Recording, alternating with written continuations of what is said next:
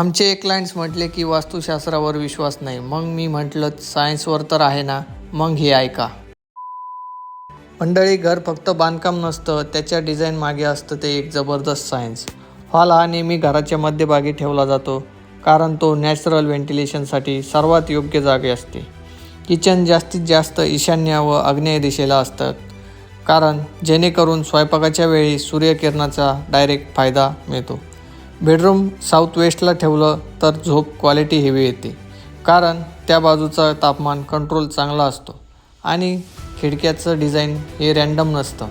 प्रत्येक खिडकी ही cross ventilation, natural lights आणि एनर्जी सेव्हिंगच्या सगळ्या गोष्टींसाठी परफेक्टली ठरवलेली असते. म्हणजेच घर दिसायला सुंदर हवं, पण डिझाईन मागे सायन्स प्लस वास्तू प्लस कम्फर्ट याचा बॅलन्स असलाच पाहिजे.